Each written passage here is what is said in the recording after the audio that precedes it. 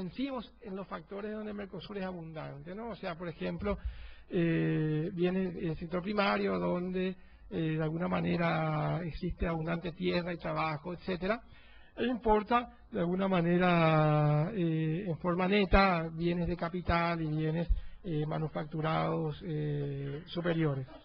Y también existe una concentración bastante relevante en términos de mercados, digamos, ¿no? Si nosotros vemos ahí, de alguna manera, el 85% de las exportaciones todavía va a extrabloque. Eso puede ser explicado básicamente porque Mercosur tiene países que son muy grandes como Brasil y menor dimensión Argentina, y países chiquitos como Uruguay y Paraguay, pero el 85% más o menos de las exportaciones todavía van a esta zona, y casi el 50% de sus exportaciones e importaciones provienen de tres grandes mercados, que son la Unión Europea, Estados Unidos y China, digamos, ¿no? Los ciclos de esos mercados todavía de alguna manera siguen afectando en forma relevante al Mercosur, lo que implica algunos niveles de vulnerabilidad importantes. Por eso decíamos nosotros al inicio que procesos de mayor coordinación de políticas macroeconómicas tal vez hubiera sido deseable en este proceso. Y otro elemento muy relevante del proceso son las asimetrías, ¿no? O sea, todavía prevalecen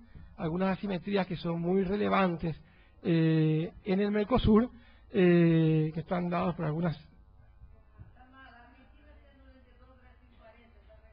¿Está al revés? Ah, sí, está al revés. Bueno, sí. Sí, está al revés. No han migrado mucho brasileños a la Argentina, sino... Sí, está mal eso. Muchas gracias. Vamos a corregirlo. Sin duda está mal, pero de alguna manera uno ve fuertes asimetrías en el proceso de integración. Y otro gráfico que yo quería mostrarles, ya antes de ir concluyendo. Bueno,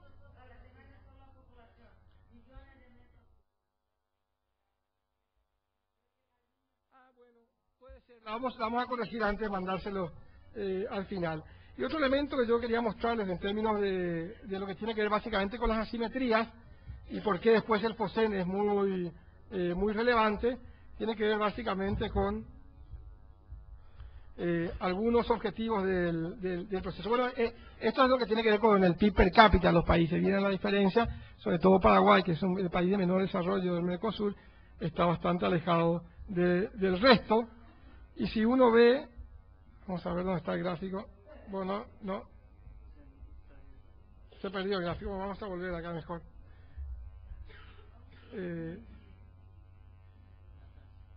Atrás, ¿no? Bueno, no importa, hay un gráfico ahí que van a verlo después tranquilamente, que es un gráfico sobre el tema de convergencia, ¿no? Donde de alguna manera uno ve que por lo menos hay algunas dudas de que el proceso en su primera etapa más comercial, económica, haya producido una convergencia en los niveles de desarrollo entre sus Estados miembros, sobre todo los menos desarrollados.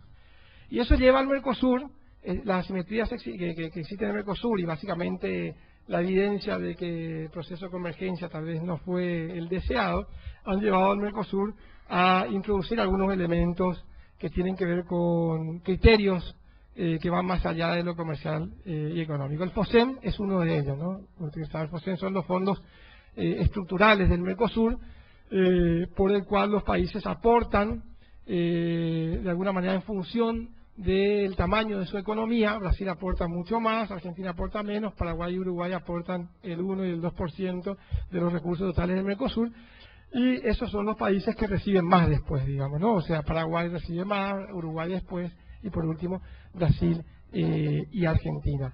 Entonces el FOSEN de alguna manera va a atender alguna evidencia que existe en el Mercosur de que el proceso por sí solo, o esta primera etapa más comercial y de liberalización comercial, no ha producido tal vez los resultados que habían sido esperados del proceso.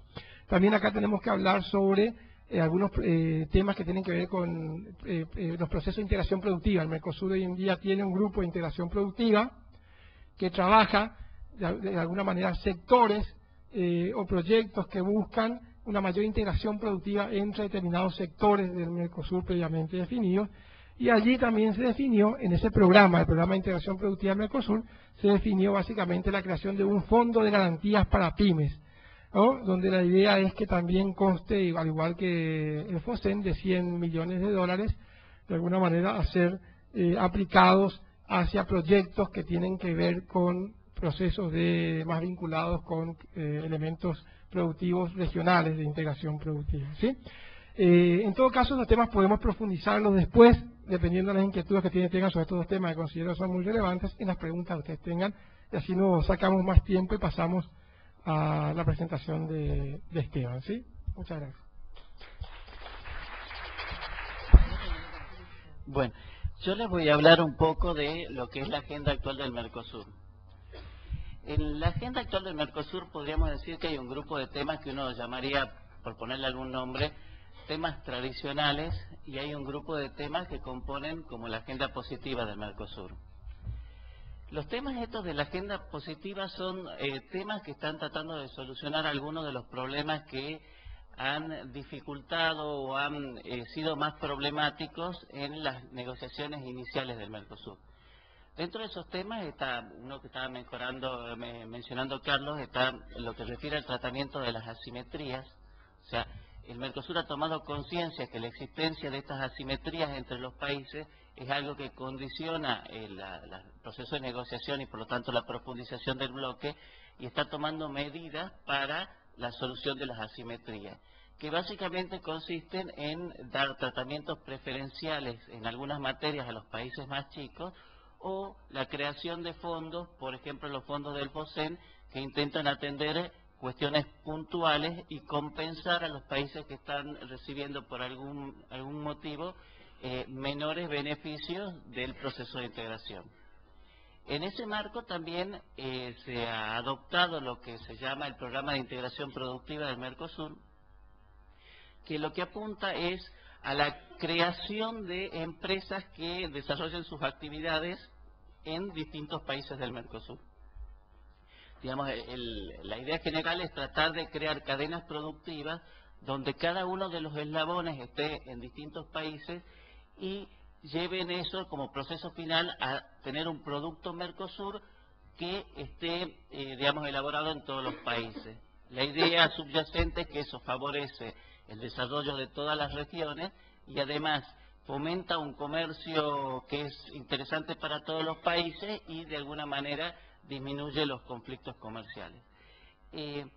Estos temas son temas que están tomando cada vez más relieve y en general son temas que podríamos decir tienen poca prensa. El Mercosur en general, lo que uno conoce, está centrado en estos temas que yo les decía, temas tradicionales. Yo me voy a referir a los temas tradicionales, que son normalmente los temas de mayor difusión, y un poco para que vean de qué se trata, cuáles son los objetivos del tema y las acciones que está llevando el Mercosur para solucionar esos problemas. Estos temas tienen una gran variedad de detalles o cuestiones técnicas que por supuesto no vamos a entrar para que tengan algún tipo de panorama general de cómo están funcionando.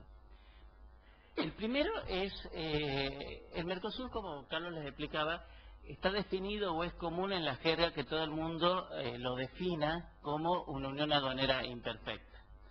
Nosotros creemos que en realidad el Mercosur es diversas cosas. También uno podría decir que el Mercosur es un mercado común imperfecto, porque tiene elementos entre los cuales están los avances que hay en materia educativa que superan largamente lo que corresponde a una unión aduanera. Tiene avances en política, avances en gran variedad de temas. Entonces, limitarlo, clasificarlo como una unión aduanera imperfecta es no reconocer avances que hay en otras materias del Mercosur y que son muy importantes para el proceso de integración. Por citar otro tema, ahí está lo de cooperación jurisdiccional, temas de movimiento de personas, cooperación policial, cooperación aduanera. O sea, hay una gran variedad de temas.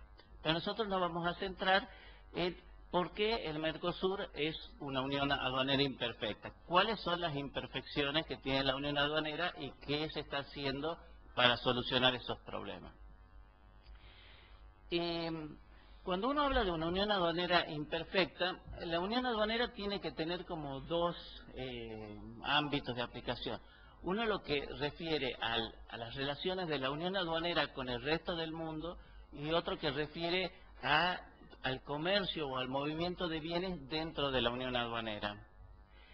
Con respecto de la unión aduanera hacia terceros, para ser una unión aduanera perfecta, el bloque tendría que cumplir con dos condiciones.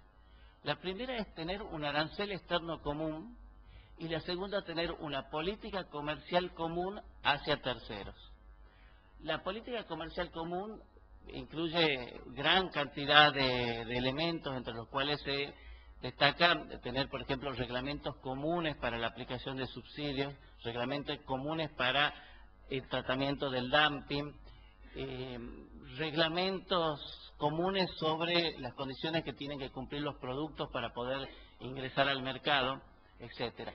Que eso es un gran capítulo, porque en realidad cuando uno habla de reglamentos, por ejemplo, de productos, cada producto tiene sus características, lo que hace que los reglamentos no se negocien en general, sino se negocien materia por materia. Yo acá voy a centrar la exposición en uno de los temas que es más cuestionado, que es la adopción de un arancel externo común. El otro tema, digamos, del perfeccionamiento de la unión aduanera se refiere al movimiento de los bienes hacia el interior del bloque, lo que normalmente se llama la libre circulación de bienes. Ahí el problema, el Mercosur, como zona de libre comercio, permite la libre circulación de los bienes que son producidos en el Mercosur, pero no tiene libre circulación para los bienes que vienen desde otros mercados que ingresan al Mercosur bajo ciertas condiciones y que tienen un movimiento actualmente restringido y que se está trabajando para facilitar el movimiento de ese tipo de bienes. Bueno, empezando por el primero de los temas. El Mercosur tiene un arancel externo común que está aprobado en el año 94 por decisión del Consejo del Mercado Común. Como antes de la adopción de ese arancel común, los países tenían sus propios aranceles nacionales, entonces con la aprobación del arancel común se define también un periodo de transición donde los aranceles nacionales van convergiendo en un plazo de aproximadamente 5 años hacia ese arancel común y donde los países deberían empezar a aplicar todos el mismo arancel para las importaciones desde terceros. Ahora, ¿por qué es importante un arancel externo común? O sea, tenemos un problema, tal vez sería importante saber por qué es un problema no tener un arancel común. Si nosotros importamos, o un país importa insumos, esos insumos son costos o son utilizados para la fabricación de bienes finales.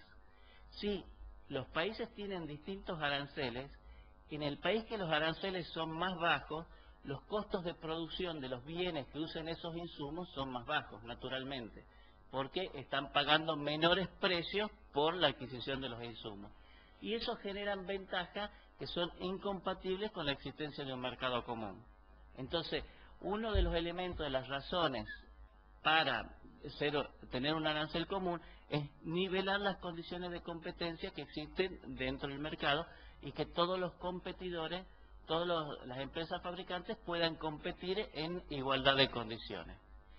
Si no existiera eso, lo natural sería que exista un proceso de competencia entre los países para tratar de mejorar las condiciones de sus fabricantes, y la solución de equilibrio de eso es prácticamente la eliminación del arancel. O sea, si un país reduce el arancel, el otro país, para nivelar las condiciones, debería reducir el arancel, y ese proceso termina cuando los países eliminan completamente los aranceles.